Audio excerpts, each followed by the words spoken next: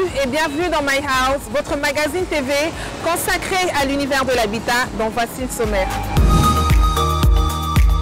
La livraison d'un chantier est généralement le moment que nous attendons tous avec impatience. Mais toutefois, il y a des détails très importants à vérifier minutieusement pendant la dite démarche avant l'acceptation de l'ouvrage. Dans Focus House, nous verrons comment contrôler l'évolution des travaux et ce jusqu'à la livraison du chef-d'œuvre. Pour que l'harmonie de votre salon soit préservée, pensez à des œuvres d'art et tableaux. Pour ce faire, Lifehouse nous proposera certaines règles quant à leur disposition sur vos murs. Pour rendre votre salon plus agréable à vivre, il est conseillé de le personnaliser selon sa guise et ses besoins. Astuce House nous fait des recommandations sur les thèmes à utiliser pour une atmosphère intérieure parfaite. My House avec le concours de Simencam. Émergeant dans Focus House, la livraison d'un chantier. En effet, c'est un acte légal qui signifie l'acceptation totale ou en partie des travaux effectués. Comment ça se passe? Quels sont les préalables requis? Comment contrôler l'évolution des travaux jusqu'à la remise du chef-d'œuvre? Reportage avec Tommy Tamo. Conduire un projet à terme est exaltant. Voir l'œuvre prendre forme revêt un sentiment de bonheur que de nombreux maîtres d'ouvrage caressent au fil de l'évolution des travaux. Alors après les grandes étapes de la construction, vient la livraison. C'est un investissement qui est arrivé à terme.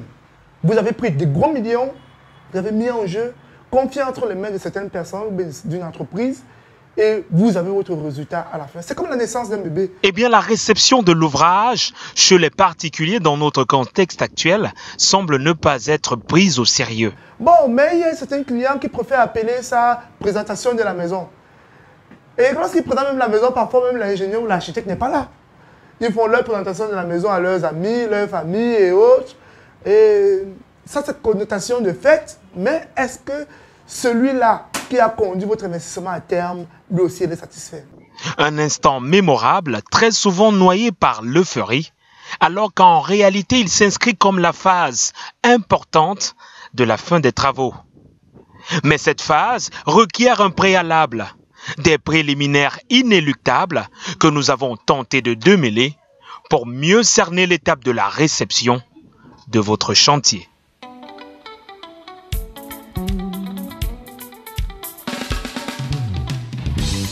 Vous savez, la présence au chantier empêche beaucoup de choses. Il doit commencer par être présent sur le site. Tout démarre bien là. Ce principe est immuable pour vous éviter des déconvenus. Eh bien, avant la livraison, il faut suivre toutes les étapes de votre chantier. Si vous n'êtes pas assez disponible, il n'a qu'à déléguer quelqu'un. Mais il peut avoir une crise de confiance. Et très souvent sur le chantier, on peut avoir ce cas de figure. Aujourd'hui, ce que nous voyons sur le site, c'est que les clients, le contrôleur s'associe avec soit l'entrepreneur pour dérober du matériel. Eh bien, votre présence est indispensable pour éviter des cas de vol et le non-respect du cahier des charges. Ce schéma présente de façon claire les préalables à la réception de votre chantier, le suivi des travaux. Si vous n'avez pas suivi votre chantier, il est très probable que le jour de la réception, vous soyez un peu déçu sur la qualité de l'ouvrage. Et suivre son chantier, c'est le contrôler. Si l'entrepreneur avait l'intention de tricher sur la quantité de fer, il ne trichera plus. Parce que le propriétaire étant là, il viendra, il fait des photos. Lui, l'entrepreneur ou bien le réalisateur ne sait pas où iront ces photos. Du coup, il a tendance à bien faire son travail. Des petites astuces qui vous permettent d'assurer un suivi optimal. Par ailleurs, on peut s'adjuger l'apport d'une contre-expertise. Il y a des missions de contrôle qui existent, il y a des cabinets qui sont spécialisés seulement pour les suivis de chantier. Mais non, on peut faire des contre-expertises. À tout moment d'un chantier, on fait de la contre-expertise. À toute étape, il vaut mieux appeler un ami, soit qui a déjà construit, soit un ami qui est ingénieur, soit un cabinet pour venir faire votre contrôle. Des démarches qui ne coûtent pas grand-chose, mais qui représentent la sécurité de votre projet. Mais en réalité, avant toutes ces étapes, il incombe au promoteur cette exigence. À ce moment-là, il n'a qu'à confier son projet à un professionnel. Donnez votre projet à un professionnel. Entrez en négociation avec un professionnel. Lorsque vous l'aurez fait, vous aurez votre ingénieur à votre pied qui travaille avec vous et qui vous dit « travaillons avec telle équipe ». Vous serez gagnant sur toute la ligne. Un choix complexe avant construction qui nous permet de bénéficier de ces avantages. 1. Vous êtes gagnant, gain de temps. 2. Vous avez moins mal à la tête que est-ce que mon immeuble va tomber ou est-ce que ma maison va tomber.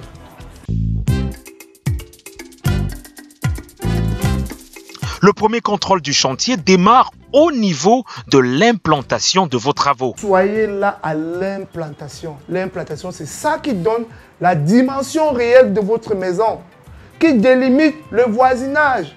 Une étape importante qui vous permet d'éviter des désagréments. Beaucoup de clients sont retrouvés dans des situations où ils disent que non, c'est l'ingénieur qui m'a mis dans des situations compliquées, ou c'est l'entrepreneur qui m'a mis dans des situations compliquées, qui allait coller ma maison chez le voisin, qui allait vous voler le terrain de l'autre. Mais non, soyez là et soyez responsable de votre œuvre. Lorsque vous êtes là, vous permettez à ce que s'il y a n'importe quel débordement, vous puissiez recadrer à l'immédiat. Pourquoi est-ce que vous laissez tel espace? Non, c'est la passerelle. C'était prévu sur le plan? Oui, on vérifie sur le plan. Ok. Tel que je vois les bornes, je préfère qu'on fasse plutôt comme ceci au lieu de faire comme ceci. Ok, avançons et on avance. Après ce suivi, il est impératif de checker le gros œuvre avant de passer au second œuvre. Si vous ne pouvez même pas checker à chaque étape, au moins checker votre projet à la fin du gros œuvre. Qu'est-ce qui a été fait, qu'est-ce qui n'a pas été fait. Faisons d'abord un checking global du projet. Parce que le second œuvre est irrémédiable. Une phase qui vous permet d'avoir l'assurance que le projet a été conduit dans les normes. Et pour être sûr s'il n'y a pas des premiers signes d'anomalie, c'est-à-dire vous pouvez avoir des premières fissures qui vont se créer sur les murs à cause du poids du bâtiment qui est en train de s'affaisser sur le sol ou bien des tassements différentiels par-ci ou par-là. Vous commencez à avoir des premières anomalies. Lorsque vous ne verrez pas d'anomalie après votre checking, vous comprenez que le gros œuvre, pour cet instant, peut être acceptable. Ce contrôle amorce le début des finitions qui entraîne de facto l'aboutissement de la réception de votre chantier. En général, la réception du chantier se fait à partir du cahier des charges. Vous prenez le cahier des charges, vous mettez sur la table. Qu'est-ce qui a été dit dans les plans?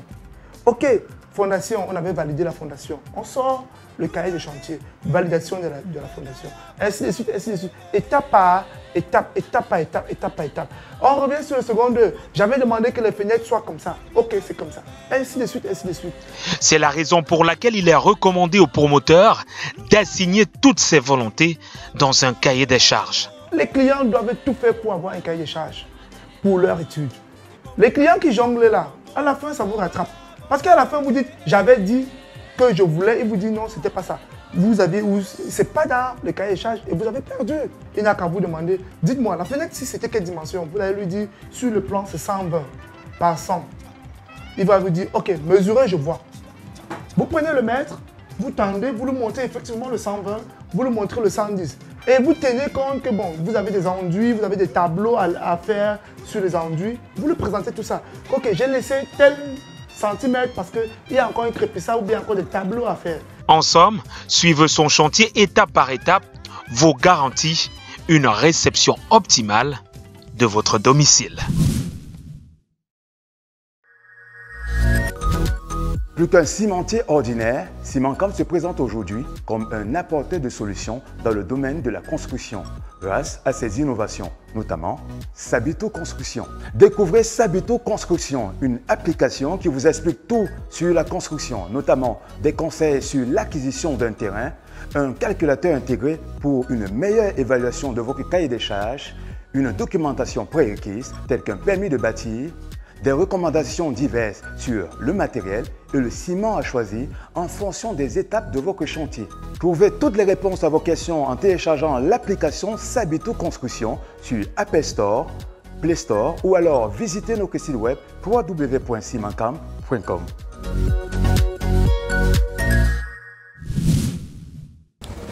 Il est nécessaire de connaître les règles d'art pour avoir un résultat équilibré et raffiné quant à la décoration de son salon.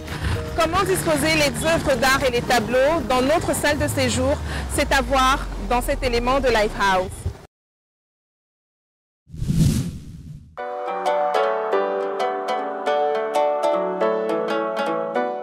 Faire intégrer une œuvre d'art chez soi est un casse-tête chinois. C'est pas si évident d'intégrer une œuvre d'art à l'intérieur de sa maison.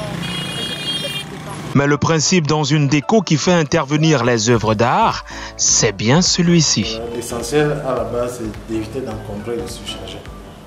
C'est-à-dire, si vous avez des structures, évitez d'encombrer le passage, de les mettre dans des endroits où elles peuvent être dangereuses, elles peuvent tomber, elles peuvent entraver le passage. Voilà. Donc le principe, c'est éviter d'encombrer et de surcharger. Le choix d'un tableau ou de toute œuvre d'art est relativement lié au goût et à la sensibilité de tout un chacun. Alors, on fait parler son instinct dans son sens. Mais quand il s'agit de les disposer dans une pièce, quelques règles entrent en ligne de compte pour les tableaux. À la hauteur du regard, qui est à peu près dans les 1,60.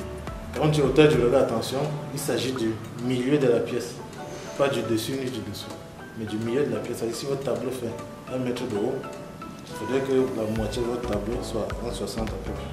Voilà. Et si vous accrochez plusieurs tableaux de dimensions différentes, ils doivent être alignés par le milieu à l'horizontale. C'est-à-dire que vous ne les alignez pas par le bas ni par le haut, mais par le milieu, tel que vous avez le grand, vous avez le petit, vous avez le moyen, et ainsi de suite. Voilà.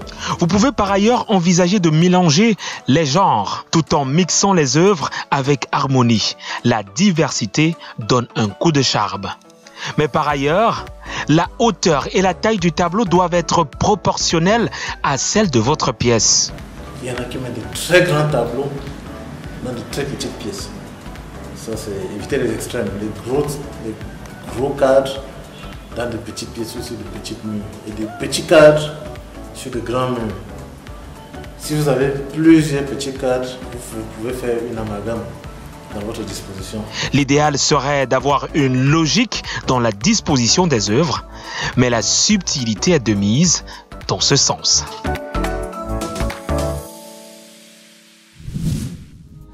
Quel que soit le style pour lequel vous opterez, pour l'ambiance de votre salon, Priscille vous accompagne pour le choix de thèmes que vous désirez pour votre décor. C'est tout de suite dans Astuce House. La rénovation intérieure suscite de plus en plus l'intérêt de beaucoup de personnes et les offres se font de plus en plus variées. Comment rendre votre maison unique? Telle est l'Astuce House du jour. Personnaliser son intérieur, c'est tout simplement mettre dans votre maison les éléments qui vous caractérisent. Ils peuvent être liés à votre physique, à votre culture ou à votre amour d'un élément quelconque. Vous êtes par exemple un amoureux des chapeaux, à la place des tableaux dans votre salon, disposez-y quelques chapeaux de grande valeur. Vous êtes une dame chatoyante et pleine de vie, installez dans votre salon un canapé très coloré.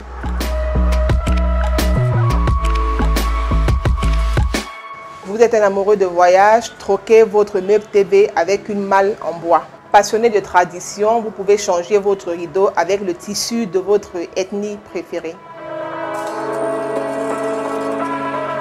C'est tout pour l'Astuce House du jour. À bientôt.